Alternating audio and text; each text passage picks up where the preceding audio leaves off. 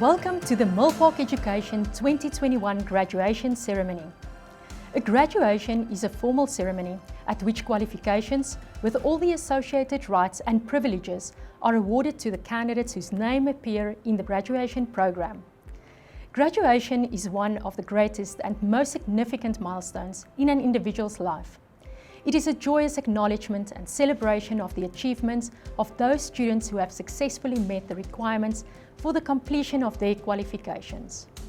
The graduation ceremony is the culmination of the concerted and consistent efforts of two parties: the students who endeavoured and sacrificed in order to achieve their qualification, and our teaching and support staff who guided those students to this proud and significant moment in their lives. This year, more than 3,000 Milpark students will graduate around the country with qualifications in management, leadership, banking, investments, financial planning, insurance, and commerce. This last year, due to COVID-19, it has been a different learning experience for both students and Milpark staff. I am therefore extremely proud of all of our graduates who have persevered with their studies during this difficult and unprecedented time in our lives to reach their goal of graduating today. So, from all of us at Milpark Education, it is an honour and a privilege to welcome you and your family members to this year's graduation ceremony.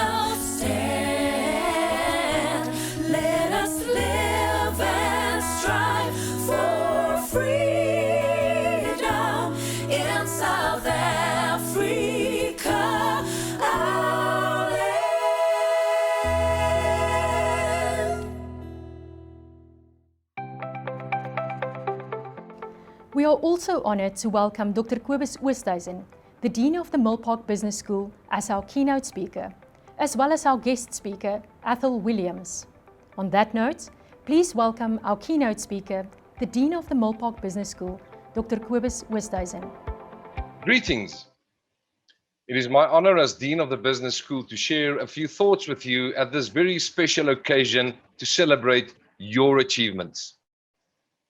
Now, over the past 360 odd days or so, lives have been turned upside down by the COVID pandemic, and all of us had to make significant adjustments to our lives, and they were all affected in every conceivable way. But amidst this, colleagues and friends, you persevered, you were resilient, you pushed through and completed the race. Congratulations. You make us proud.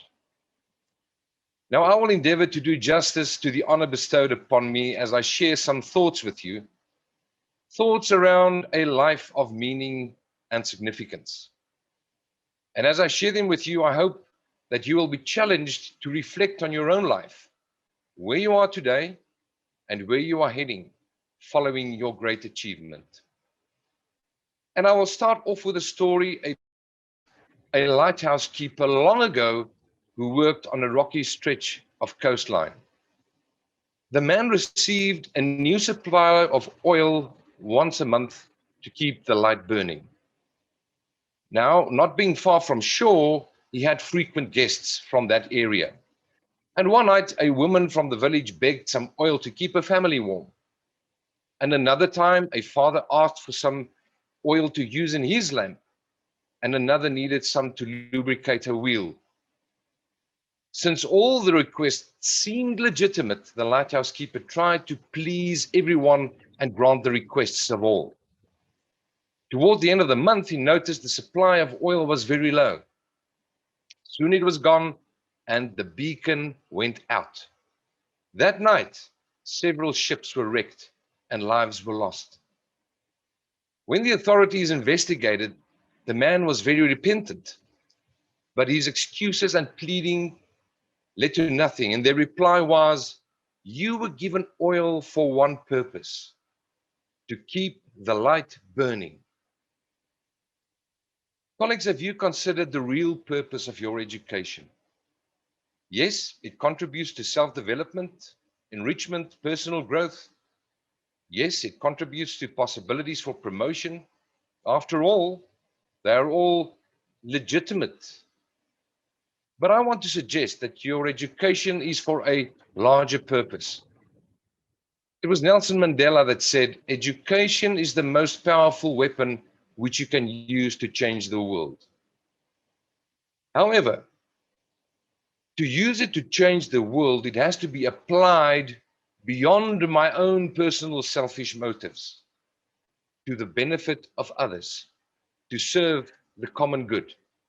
And this brings me to a story that played off close to a battlefield many years ago, when a man in civilian clothes rode past a small group of exhausted, battle-weary soldiers digging an obviously important defensive position. The section leader, making no effort to help, was shouting orders, threatening punishment if the work was not completed within the hour. "Why are you not helping?" asked the stranger on horseback. "I am in charge." "The men do as I tell them," said the section leader, adding, "Help them yourself if you feel so strongly about it." To the section leader's surprise, the stranger dismounted and helped the men until the job was finished. And before leaving, the stranger congratulated the men for their work and approached the puzzled section leader and said to him, "You should notify top command next time your rank prevents you from supporting your men. And I will provide a more permanent solution," said the stranger. And up close, the section leader now recognized the general, the supreme commander, and also the lesson he had just been taught. Friends, true leaders support and care for their followers. They lead by example. They model the way. They inspire. They encourage. They roll up their sleeves and they get directly involved in the task at hand. And leadership is also about attitude, not so. And the story goes about two salesmen who were sent by a shoe manufacturer to a very remote part of the world to investigate and report back on market potential. On their return, the first salesman reported back, "There's no potential here. Nobody wears shoes." The second salesman, however, reported back, "There is massive potential here. Nobody wears shoes." So what's the difference here? Attitude, friends, attitude. The optimist versus the pessimist view. The possibility versus the impossibility mindset. The growth mindset versus the fixed mindset. And I want to propose that to really see, you must open your mind and not your eyes. the attribute of a growth mindset. And a growth mindset is also about caring, making a difference. There was this man taking a morning walk on the beach. He saw that along with the morning tide came hundreds of starfish, and when the tide receded, they were left behind, and with the morning sun rays, they would all die. The tide was fresh, and the starfish were alive. The man took a few steps, picked up one, and threw it into the water, which he did repeatedly. And right behind him, there was another person who couldn't understand what this man was doing. He caught up with him and asked, "What are you doing? There are hundreds of starfish. How many can you help? What difference does it make?" The man did not reply, took two more steps, picked up another one, threw it into the water, and then said, "It makes a difference to this one." So, colleagues and friends, what difference are you making? Big or small, it does not matter. If everyone made a small difference, I bet you we'd end up with a big difference. Won't you agree? And to further demonstrate the point of a growth mindset, there's a story about a Free State farmer who grew award-winning mealies. Each year, he entered his mealies in the national fair, where it won first prize. And one year, a newspaper reporter interviewed him and learned something interesting about how he grew it. The reporter discovered that the farmer shared his seed with his neighbors. How can you afford to share your best seed with your neighbors when they are entering mealies in competition with yours each year? The reporter asked. "Why, sir," said the farmer, "didn't you know? The wind picks up pollen from the ripening mealies and swirls it from field to field. If my neighbors grew inferior mealies, cross-pollination will steadily degrade the quality of my mealies. If I'm to grow good mealies, I must help my neighbors grow good mealies." He is very much aware of the connectedness of life. His mealies cannot improve unless his neighbor's mealies also improves. So it is in other dimensions, friends. Those who choose to be at peace must help their neighbors to be at peace. And those who choose to live well must help others to live well, for the value of a life is measured by the lives it touches. And those who choose to be happy must help others to find happiness, for the welfare of each is bound up with the welfare of all. The lesson for each of us is this: if we are to grow good mealies, we must help our neighbors grow good mealies. Be the change you want to see, colleagues. And a final thought on a growth mindset: resilience, something that you've practiced also in this challenging and trying times. A young woman went to her mother and told her about her life and how things were so hard for her. She did not know how she was going to make it and wanted to give up. She was tired of fighting and struggling. It seemed as one problem was solved, a new one arose. Her mother took her to the kitchen. She filled 3 pots with water and placed each on a high fire. Soon the pots came to boil. In the first, she placed carrots. In the second, she placed eggs. And in the last, she placed ground coffee beans. She let them sit and boil without saying a word. In about 20 minutes, she turned off the burners. She fished the carrots out and placed them in a bowl. She pulled the eggs out and placed them in a bowl. Then she ladled the coffee out and placed it in a bowl.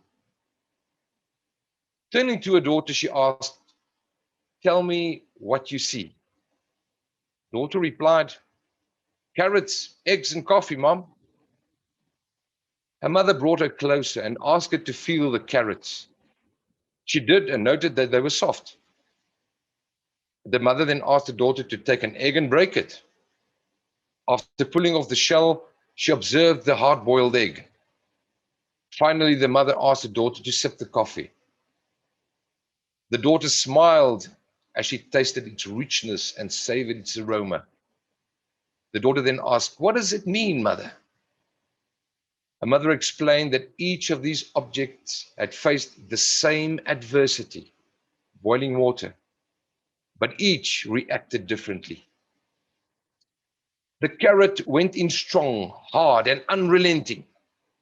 However, after being subjected to the boiling water, it softened and became weak. The egg had been fragile. Its thin outer layer had protected its liquid interior, but after sitting through the boiling water, its inside became hardened. The ground coffee beans were unique, however. After they were in the boiling water, they had changed the water. "So which is you?" she asked her daughter. Then we all have to ask the question, when adversity knocks on our door, how do I respond? Am I a carrot, an egg, or a coffee bean? Friends and colleagues, along these metaphors, there are a few takeaways, a few hidden gems within them. Let me remind us what we looked at. In the first instance is for you to embrace your purpose of making meaning with your education. In other words, make the world a better place. Increase the quality of life. Right a wrong and prevent the end of something good. And then secondly, everything rises and falls on leadership. So remember, it is not about position. It's about influencing others to voluntarily go where they would not have gone by themselves. The example of the general. And attitude is key, because your attitude will ultimately determine your altitude. Your attitude will determine your altitude, the growth mindset. And then making a difference wherever you are, however small, like in the case with the starfish. And then real change agents create environments where others can prosper. Real change agents create environments where others can prosper. And then in the sixth place, colleagues, is to remain resilient in adversity. The times we are in are tough and they're challenging, they're demanding. But you've already indicated your own resilience in seeing things through, in finishing this race and graduating. Fantastic achievement. But adversity is inevitable. And there will be others as we journey along in this life. But there's this Latin term that says fortitudini vincimus, which means by endurance we conquer. And with that, colleagues, I want to congratulate you once again. Graduates, congratulations. Well done on your achievement. I wish you all the best with your future. Wishing you a life of meaning and making a difference in your workplace, making a difference in your community, and making a difference in our nation. I thank you.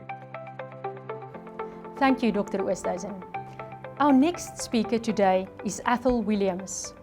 Athol Williams is the first person to earn 5 master's degrees from 5 of the world's top universities: Harvard, Oxford, MIT, London School of Economics and Political Science, and London Business School.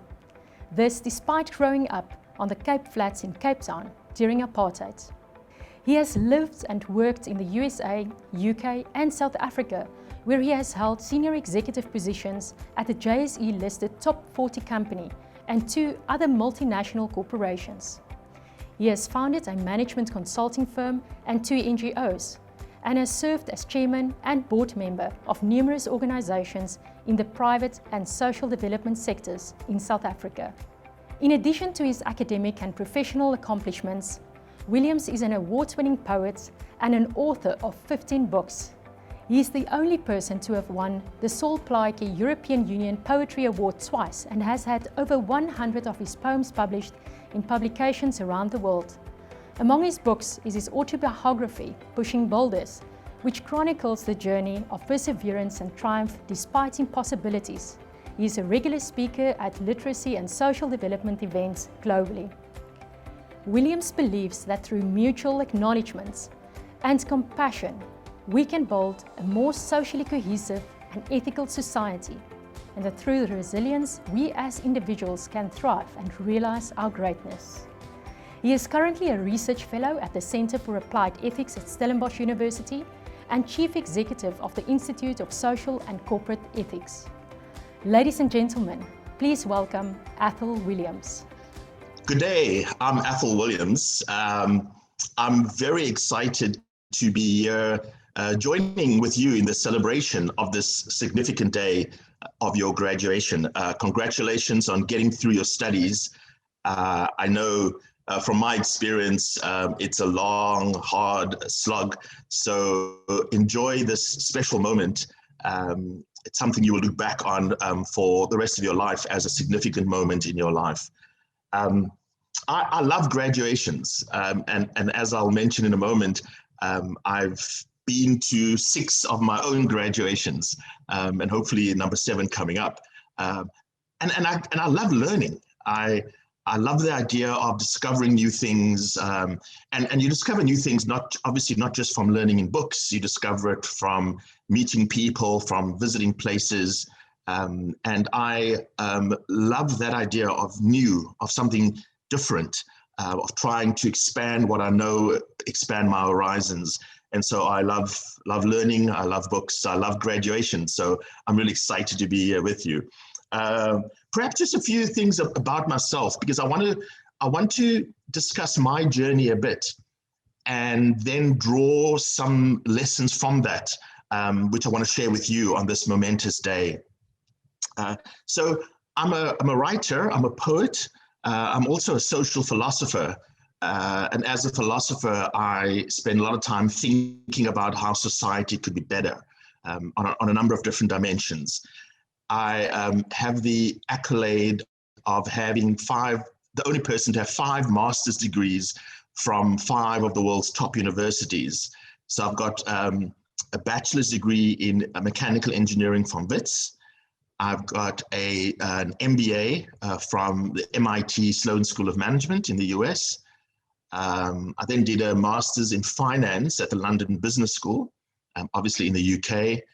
I did a master's in public administration at Harvard, at the Harvard Kennedy School. I also hold a master's in political theory from LSE, the London School of Economics. And I hold a master's in political philosophy from Oxford. And I'm currently completing my PhD at Oxford as well. So you can see why I love graduations. I clearly do. Other statistics, I've written 15 books, and I've got 5 more on the way. I've got a library of 7,000 books. In fact, that's where I'm sitting right now, in my library, my personal library. I've been blessed with 6 literary awards, and there's another accolade I've got. I'm the only person to have won the Saul Plaatje European Union Poetry Award twice. So most of my awards are for my poetry, some for individual poems, some for books. I've started 2 companies and 3 NGOs. I've lived and worked in South Africa, in the US, and in the UK. I've held senior executive positions in South Africa. I was director of strategy for Old Mutual. I was a partner at a management consulting firm. I was a senior director of a business in the UK. So have had the luxury and privilege of seeing some of the world. Anyway, what I'd like to share with you is, and linked to some of those statistics I shared, is my life philosophy. I think we all live with a life philosophy. And the philosophy is intertwined with our goals. So some of us might say, I want to be the richest person on earth, and that's fine in some ways. Or you could say, I want to travel the world, or you can say, I want to run my own business. And so those are good goals to have. But still, you've got a philosophy, implicitly or explicitly, you've got a philosophy of how you're going to live your life. And some might say, I'm going to succeed at all costs, no matter what I do to other people. And sadly, some people do hold that philosophy, which I think is quite a destructive philosophy. Some will say, I'm going to succeed in life, but also care for those around me. I think a more wholesome philosophy. So we all, whether we've expressed it or not, have a philosophy of life. And I have, over time, just thought about what my philosophy of life is, because I think that becomes important when we have to make tough life decisions. And so what's emerged for me is my philosophy is going to be that I will travel my path of possibility. I'm going to approach my life as this journey, which is very cliched, and I apologize for that, but I'm going to travel my path of possibility. And I want to explore just what those words mean and what that life philosophy means, and maybe give you some ideas of how this idea of traveling my path of possibility has materialized in my life. Because the things I have been successful at, the things I have achieved, as you'd expect, just as with your successes, they don't just happen, right? They're not just overnight successes. They often entailed conscious effort and conscious decisions to pursue things. And so I want to show how my life philosophy intertwines and delivers what I have accomplished. So the first idea with this traveling the path of possibility is that I'm seeing life as a path. I'm seeing life as a journey. And with any path or any road you're traveling, it's got different terrain. Sometimes it's rocky, sometimes it's sandy, sometimes it's smooth. Sometimes it's a rise, sometimes there's a decline. There are potholes, especially if you're in South Africa, we know how to navigate potholes. There are bends in this path, there are bends in this road. And I think this is important to have this image of your journey ahead and your journey to date as this path, because it's not straight, it's not smooth, but it requires you to decide that you are going to travel this journey regardless of the terrain you're exposed to. I think importantly also with this idea of the path is that based on the terrain, based on your energy or what's happening in your life, you travel this path at different speeds. Sometimes you have to be running. When there's a deadline, you have to be running along this path. When there's a race, when there's only one person who's going to achieve that scholarship or achieve that gold medal, we have to be racing in life and rushing and getting on with it. But we also know, to be realistic about our path, is sometimes we need to slow down. Sometimes we need to be going much slower and let everyone else rush past us. But we know we need to slow down. Sometimes we need to stop along this path and just reflect. And so I find that quite useful. So when I find myself at a particular point in my life, I say, well, this is part of the path. This is a rough patch I'm going through, and this is part of this path that I have to travel. Don't worry, at the end of this hill, it's going to be downhill, and so it's going to be much easier. And I find that quite reassuring, but also it's realistic that life is this path. I think importantly also in thinking about this path is that the road sometimes splits. And so we've got to make decisions. Do we go left? Do we go right? Which degree do I choose? Which job do I choose? Which potential spouse do I choose? And our lives are constantly filled with these choices we've got to make. And so being able to have clarity about our dreams, where we are going, will help us make those decisions. And perhaps the last point on this metaphor of the path is that sometimes there are dead ends. Sometimes you're traveling on your path, you've taken left, and then you get a dead end.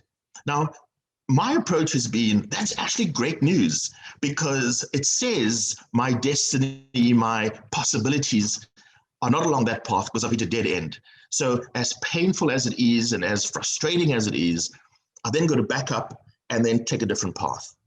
So to give you an example, I talked earlier about having completed 6 university degrees. I've also canceled or quit 3 university degrees.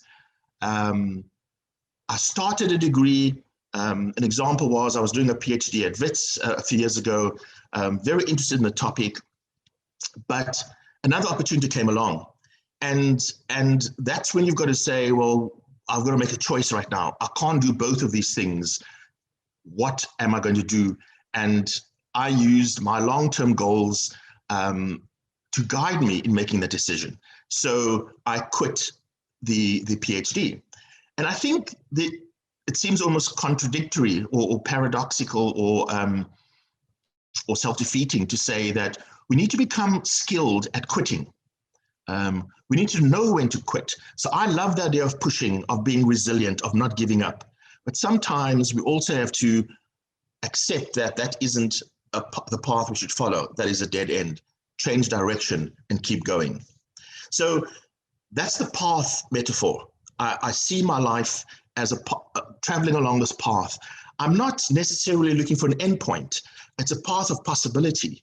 I want to live my life with adventure, trying new things, being in new places, experiencing different experiences. And so it's a path that opens up to me as I travel it. Let me go into the next part. It's a path, as I was saying now, a path of possibility. It's not a path that I'm driving towards an endpoint and then I say, now I'm done, I'm there. In my philosophy of life, you're never there. You're always growing, you're always learning, you're always trying new things. And so it's a path of possibility. And I love this word possibility because it seems it's open. It doesn't close me off. It opens up ideas, it opens up experiences. And so I can experience something quite terrible in my life, deal with it with an energy of positivity because of this idea of possibility. So just recently, and if you Google my name recently and with state capture, I blew the whistle on corporate corruption and state capture about 1.5 years ago. And I'm actually testifying at the Zondo Commission in the next few days.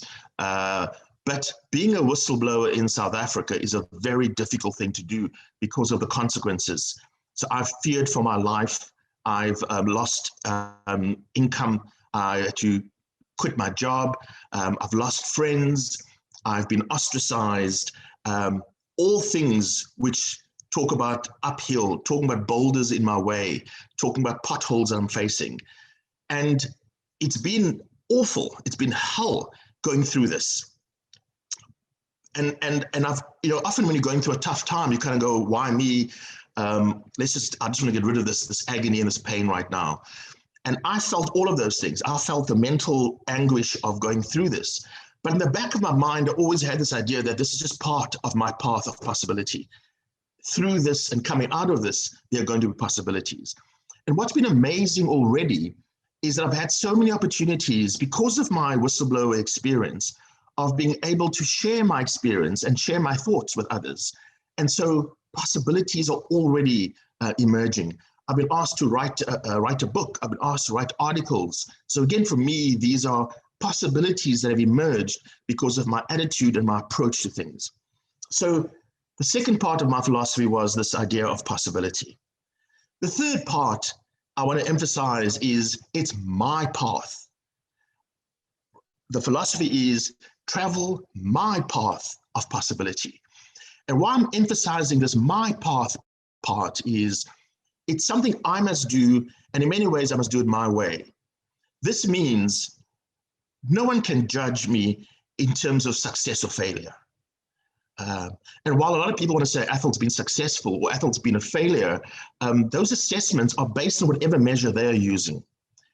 You and I have got to decide on what measure we will use to assess our lives. And for me, this is my path. So if choosing to be a poet is a stupid thing or a dumb thing or a counterproductive thing to do by some people's measures, I will hear that, listen to their advice, I will hear what they're saying, but ultimately this is my path that I've got to walk. Now, I don't mean to say you need to be selfish and dogmatic and ignore advice, ignore everyone else, or trample on anyone else. The idea of my path is that I've got to live a life that's meaningful for me. And that's a pursuit. I don't think you ever get there. But as I'm traveling on this path, I keep saying and asking myself, is this the right thing for me? When I get a job offer, I ask, is this the right thing for me? Is this what I want to be doing? I can see why my family might love it. I can see why my friends might love it. But is this the right thing for me? And I then set out to start a number of NGOs, particularly around education and literacy, because those were obviously my passions, but also I know the power of education and what it did for me, and I wanted to enable others to have that same benefit. The last part of this travel my path of possibility is this idea that it's traveling, it's active. It's not sit at home and watch my path of possibility emerge. It's traveling this path, taking the steps, making the effort along this path. Sometimes you got to go fast, sometimes you got to go slow, sometimes there is no path. Sometimes you've got to create your own path. When I went to MIT, when I went to Harvard, when I went to even to WITS, there was no path that my family had laid for me that I could follow. There was no path that anyone had laid for me that I could follow. I had to create that path. And so I encourage you to think about the steps, your next steps. And your next steps might be to follow a well-trodden path, and that's fantastic. But if the path doesn't exist, create it. I think that's where innovation happens. That's where adventure happens. That's where possibility emerges. And I've actually found my most rewarding things I've done have happened when I'm creating my own path, when I'm trying things that are new or unconventional. You know, I was trained as an engineer. How do I end up becoming a poet? And I love the idea of exercising different parts of my brain. And literally I just said, well, let me just try this. Let me try being creative, even though I'm trained in mathematics and differential calculus and physics and mechanics. Let me understand this other part of myself. So the sense of adventure, of wanting to try things. So that has been my philosophy of traveling my path of possibility. And I offer it to you as something to consider, as a philosophy, and perhaps something for you to explore. Perhaps let me just draw out 5 drivers of success that I'd like to share with you from my experience and from that story. One is, to succeed, you have to be passionate about what you're doing. I encourage you to find something that you're passionate about, not just it's okay, but you're passionate about. The reality is, most of us and many of us at different times in our lives will have to do things that we're not passionate about. Your first job out of university might not be something you're excited about or passionate about. That's fine. It's part of your path. But at least as you're looking ahead, as long as you're making your decisions, your choices, pursue this idea of something that you're passionate about. I remember reading the biography of Raymond Ackerman, who was the founder of Pick and Pay. And he talks about just his passion for getting groceries and produce and food and household goods to people. He loved it. He just couldn't consider doing anything else. There's another one of my friends is a painter, and I kept going to him saying, you know, you should get another job on the side, you know, some stability, because who's buying paintings these days? And he just would say to me, this is all I want to do. This is when I'm most alive, when I'm creating, when I'm painting. So I encourage you to find that thing you're passionate about and pursue that. Because then work isn't work. Then you're just living out your passion. So that's one idea, the idea of pursuing your passion. The second one of my 5 drivers of success, and you've probably heard me say this already, is approach life with adventure. Life is good and bad and tricky and joyful and sad and all of those things. And many of you would have experienced this already, but approach it with a sense of adventure. So when you're hitting a rough patch, you say, what am I going to learn from this? How am I going to turn this into a good situation? How am I going to tell the story later on that's going to be so exciting? Live with that sense of adventure. And what happens when you live with a sense of adventure, you're always looking around for cool things to be doing. You're looking around for exciting things to be doing. You actually have more energy about your life because you're pursuing adventure. Third driver of success for me has been resilience. The idea of falling and then getting back up again.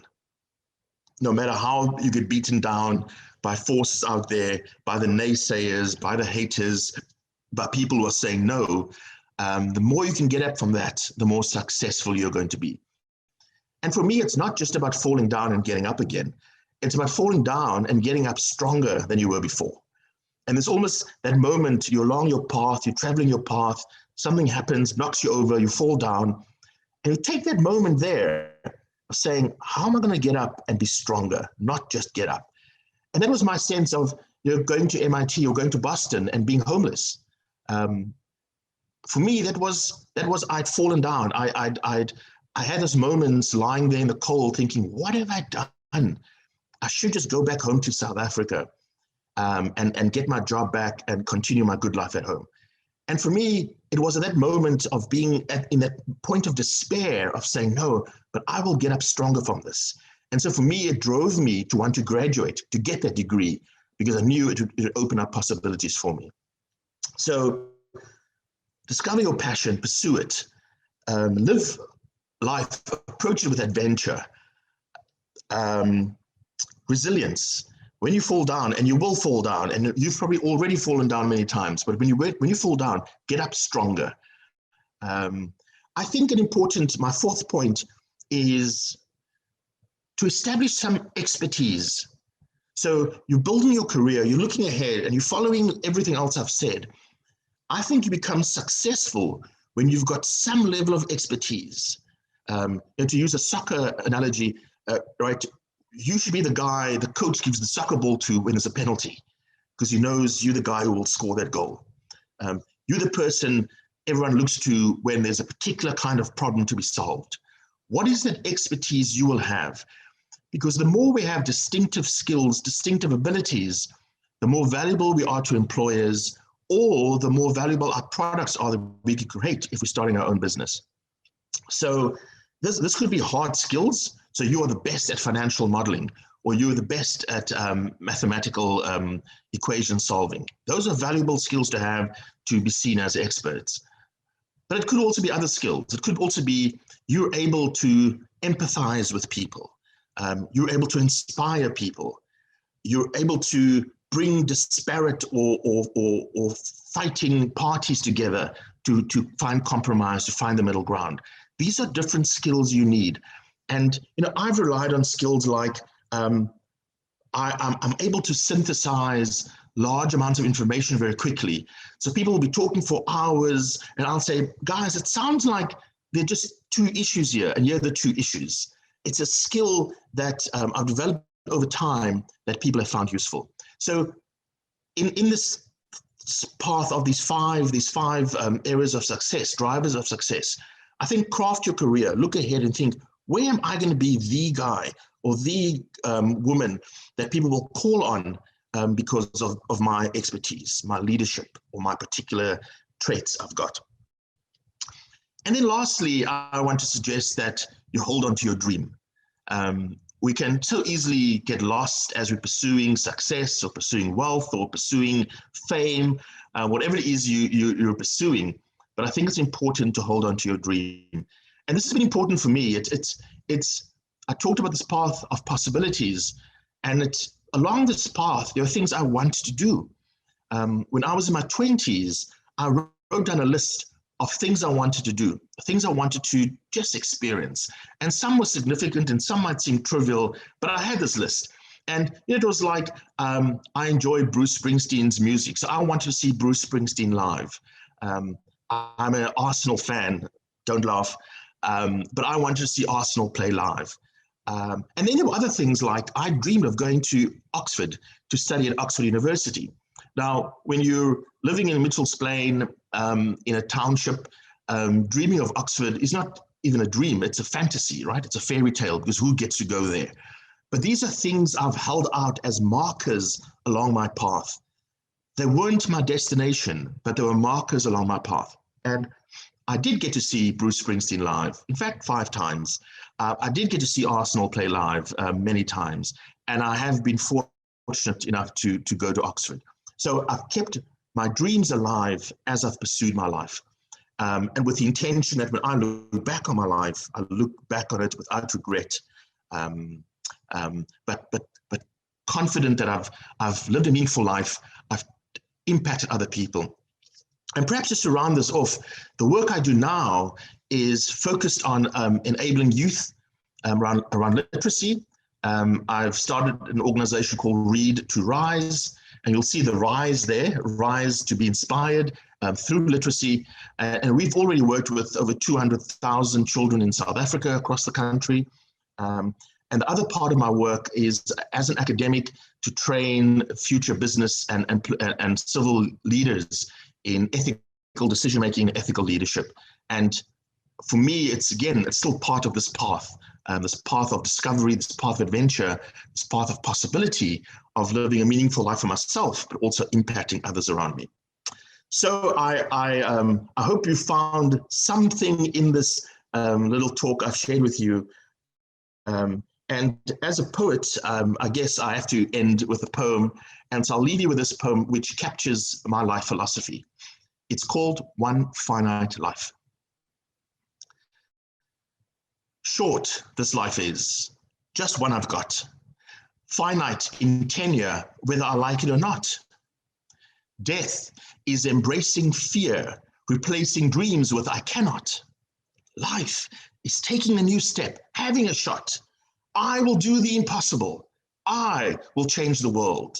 I'll give hope to a despairing nation. I'll give bread to a starving girl. I'll break all the records. I'll do what's never been done. I'll give and no love. I'll be a billionaire of fun. You can whip me with your words. You can bash me with your lies. You can chain me to the ground with your rules. You can stab me with your eyes. I'll forgive all personal harm. I'll ignore all acts of mean. But I will not forgive obstruction of my purpose and dream, for I am a Superman. I'm a king. I will not just lie down. I will get up and take to wing. I will rise up. As sure as the sun, as sure as the springbok, I will run. As sure as the eagle, I will fly. Because I choose to live until I die. What will you do with this day, this hour, this minute? Will you fill it with dull and fear, or will you live it? I will not tolerate any foe, no matter weapon or munition, especially if that foe is within me in the form of fear or lack of ambition. Short this life is, just one I've got, finite in tenure, whether I like it or not. As sure as the eagle, I will fly, because I choose to live until I die. Again, congratulations on your graduation. Enjoy it, celebrate, and good luck with your future. Thank you, Athol. I will now confer in absentia the names of the graduates who have met the requirements for their certificates, diplomas, and degrees in the order in which their names appear in the graduation program. Please look out for your name, which will appear on the screen under the qualification that you have achieved. Your certificate will be couriered to you as soon as possible after the graduation to the address you have provided to us.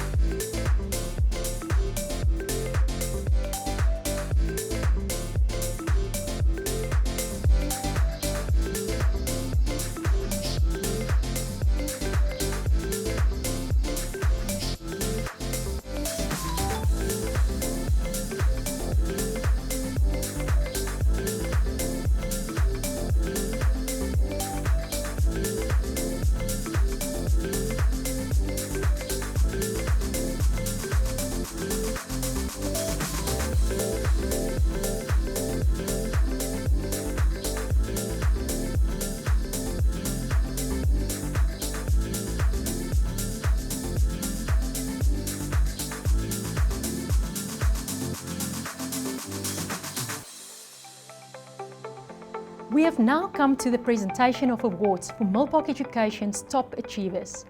Awards are presented to the top 3 performing students of any qualification that has 50 or more graduating students from around the country.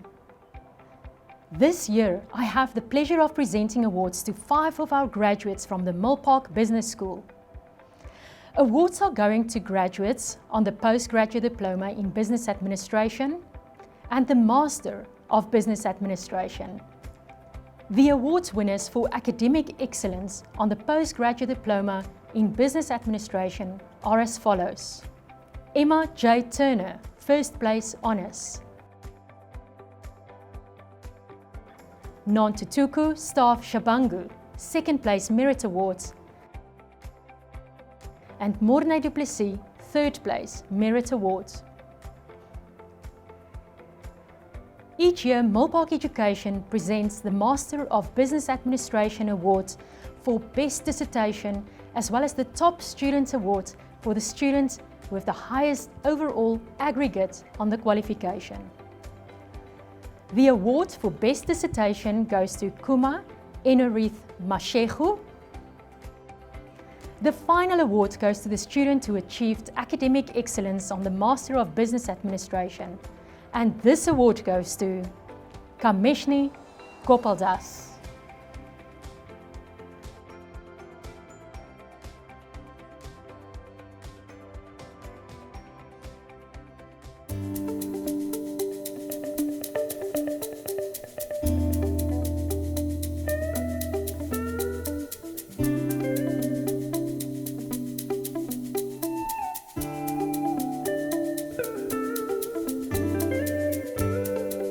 Jerusalema ikayalami gilondolose uhambe nami zungangishilana Jerusalema ikayalami gilondolose uhambe nami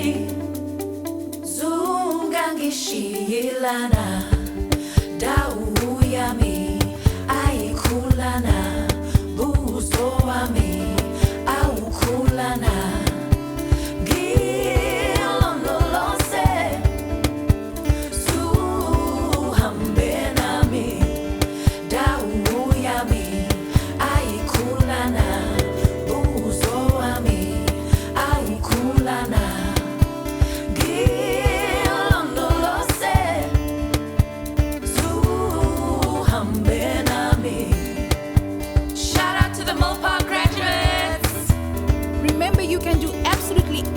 you set your mind to. May this day be the beginning of a future full of success and happiness. And remember, make a difference wherever you can. Congratulations!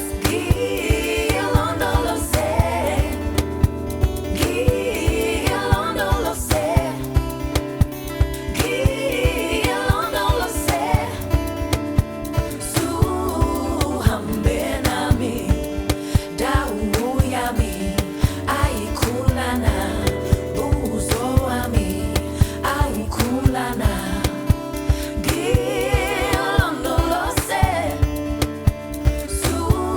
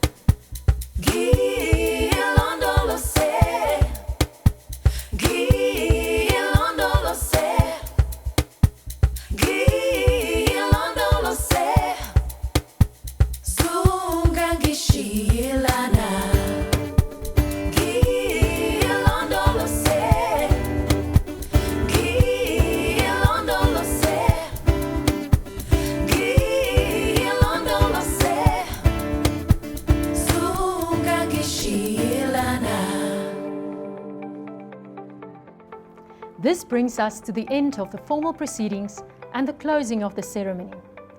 It has been our great pleasure to welcome all our graduates today. I would like to say a special thank you to our guest speaker and keynote speaker for their encouraging words, and to all our graduates, a massive congratulations.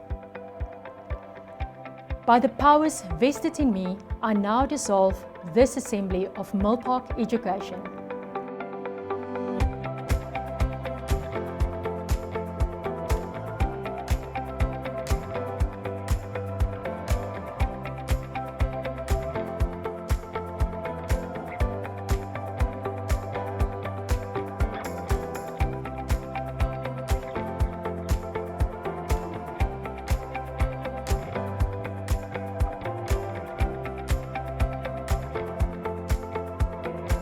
Good morning, Rob. How are you? I'm very well. How are you? Good. Good to see you. So we are doing this interview or this chat in part of celebration with you having completed your MBA with Milpark Business School. And thank you very much from the business school's perspective that you are part of the interview, that we can actually spend a bit of time together discussing how your journey was, how you're feeling now, and celebrate, albeit virtually. So really welcome. Thank you for the time that you're spending with us and the time that you've already spent with us. And thank you. It's really great to see you. Thank you. So I'm going to start off and ask you a few questions and just say, can you tell us a bit more about yourself, what you studied at Milpark? I mean, I know what you studied, but for everybody else, and your current occupation and what you are now wanting to do, your further career aspirations that you may have. Okay, sure. So I'm an EXA registered professional engineer with the Engineering Council of South Africa. I studied mechatronics at UCT, and then I went overseas for a few years and I got a second degree. And when I came back to South Africa, I started working for a large corporate called Athol. And I started my MBA studies when I was there because I saw it as a positive way to advance with the company itself. Since then, I've left and started my own company, which I did during my Milpark studies. And I'm currently the managing director of that, which is an engineering company right now. So in terms of my aspirations, it would just be to continue growing the company, improving my education. That's it. Wow. You actually started a company while busy with your MBA. That takes a lot of courage. Yes, yeah. Or a lot of Wow, stupidity, depending on how you look at it. Well, you said that, not me. But that is fantastic. So, Rob, tell us, how do you think Milpark helped and contributed in you actually starting your own company and being successful in moving into a more entrepreneurial perspective? Well, I think that as engineers, from my background, we tend to focus more on the technical, and we never give much thought to the decision-making at a managerial level. In fact, most engineers view management largely as incompetent because they seem to be making decisions which are counterintuitive from our point of view. And it was very important to me to understand how these decisions were being made and what were the driving factors behind them. So Milpark definitely prepared me for starting my own company and gave me the confidence. It was also helped me open my eyes a little bit about certain things that certain companies do, which are signs that they are not heading in the right direction. So it gave me the confidence to say, okay, there are certain decisions being taken here which I view as wrong, and they're not viewing it wrong because there's something I'm missing. They are actually wrong, and this is not headed in the right direction.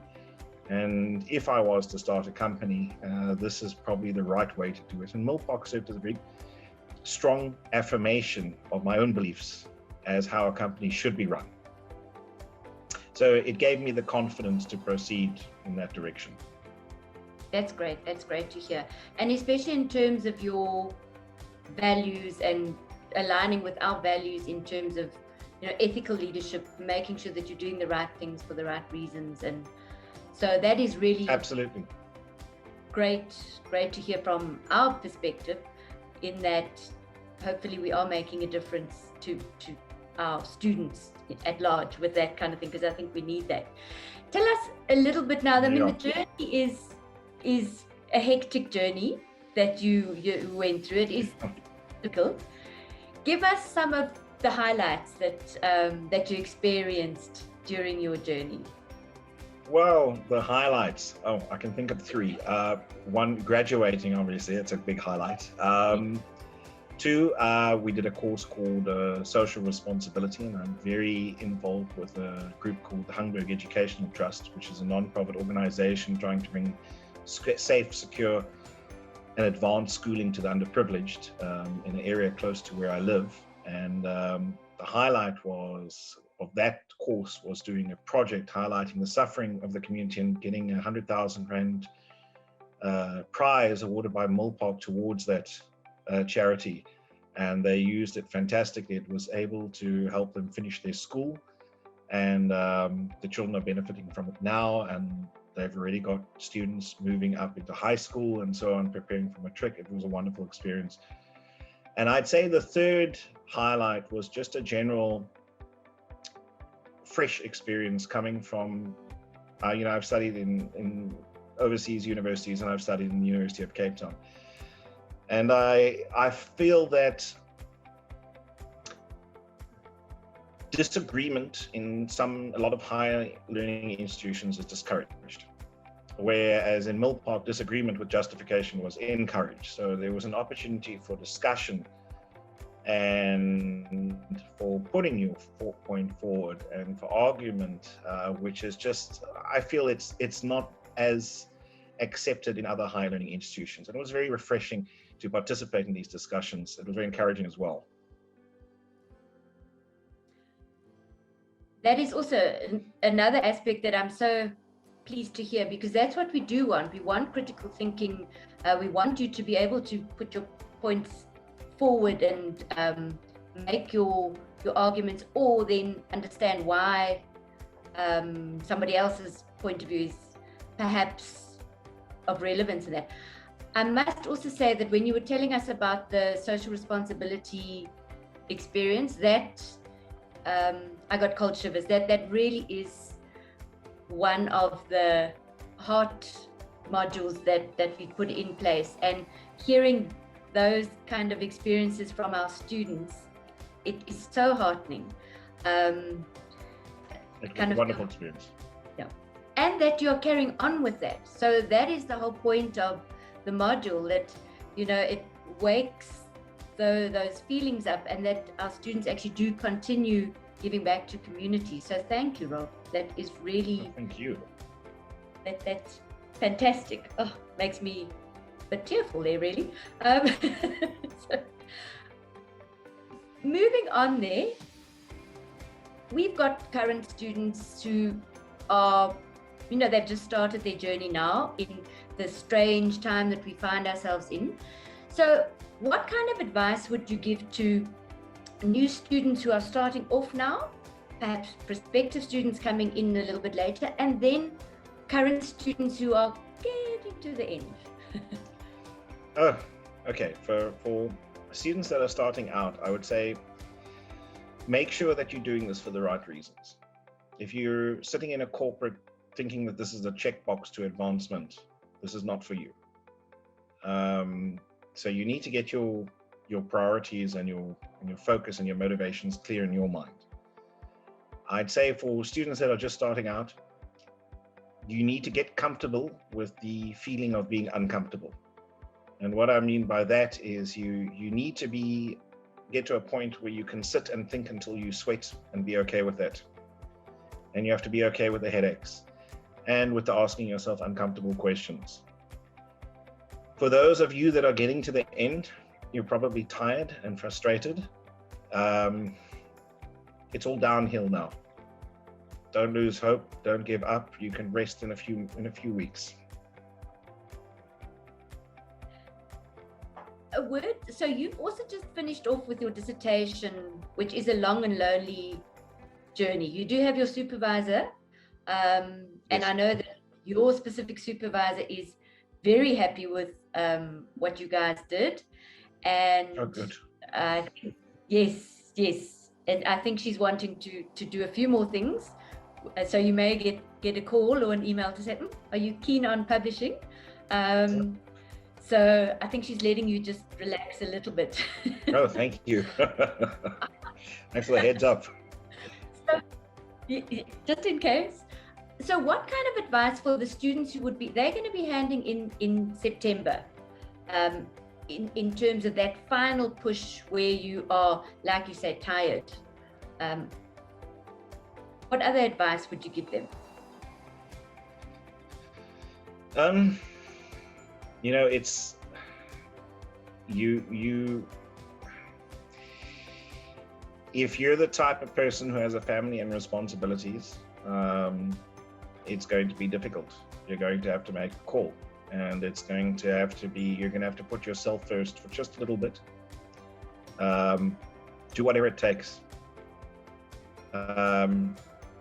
Take sick days off work. Not that I'm encouraging this sort of thing, but do whatever it takes to get that time, to get the thing done, to make yourself happy with it.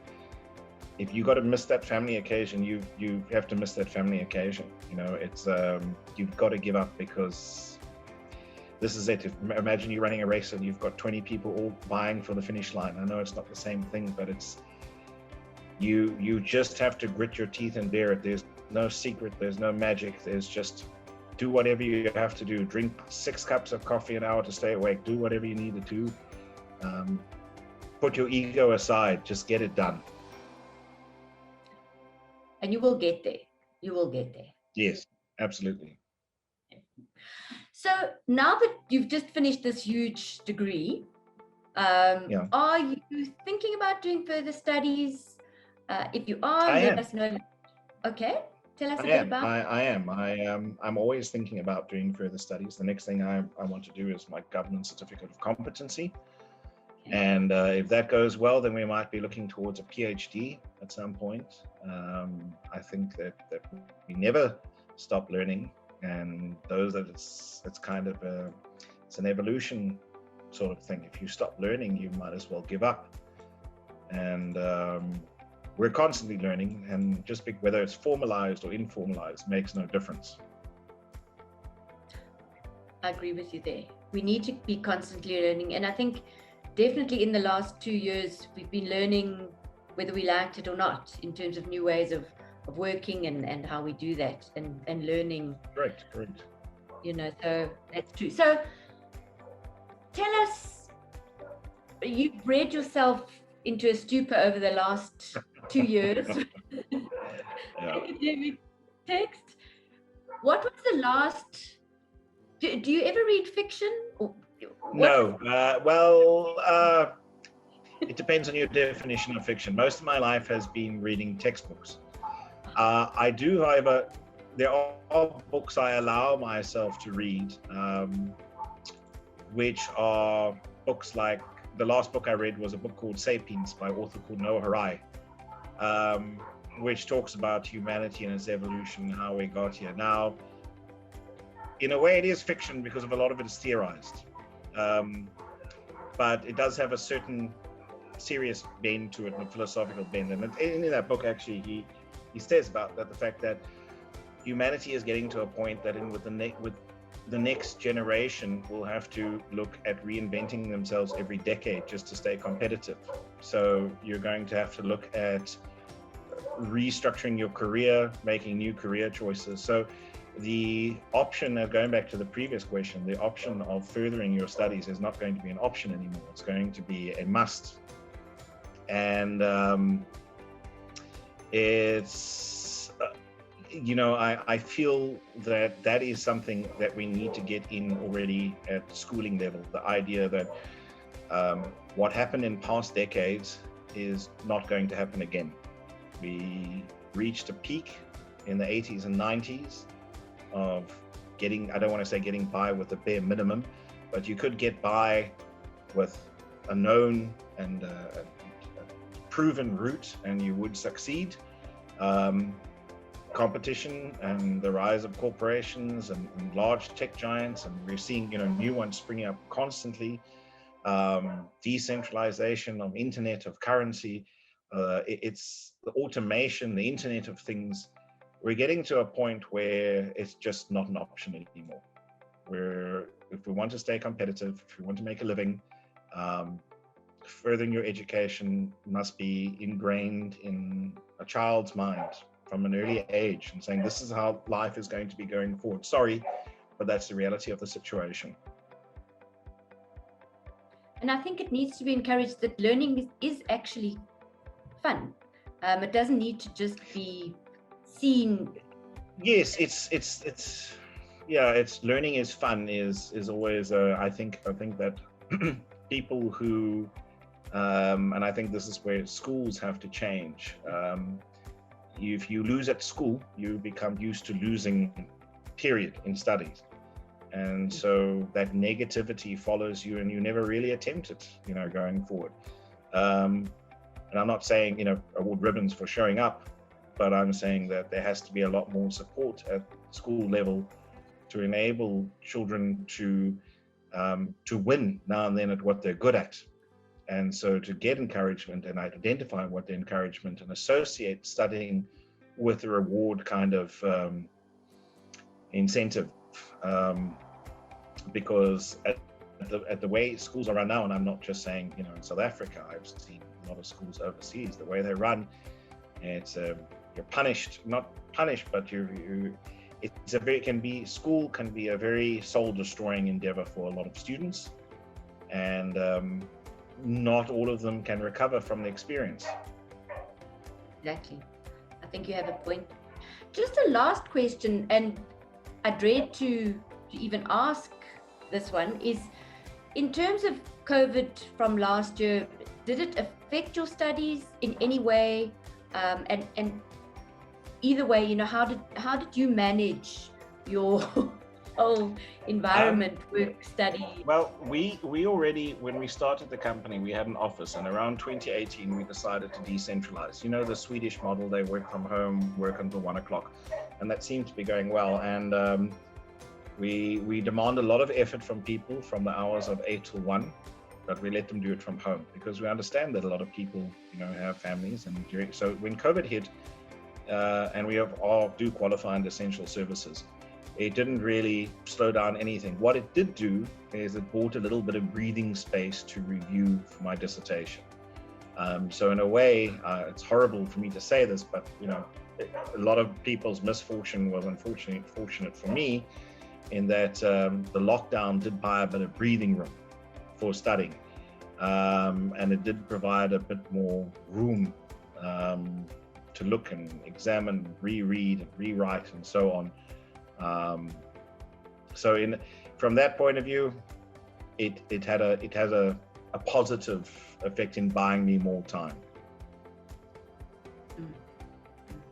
And you took hold of that, which is great. You used it. Yeah.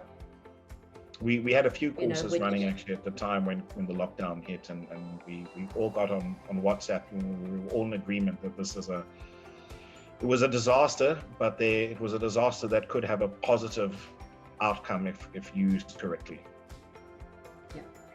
Well, that actually indeed is, again, it's good to hear. I'm glad that you had that support with your classmates, your peers, that you could actually also kind of help each other and pull each other through, because it is a lonely journey, the whole studying thing. So absolutely, that is good to hear. It's amazing how you fit everything into the time. So yes, you Rob, find a way. Congratulations, well done. Yeah, we really are so proud of you, and definitely will be keeping our connection through the Alumni Association alive and well. Well, thank you to Milpark for your support and the structure of your course. It was an absolutely fantastic experience. It's wonderful. Thanks, Rob.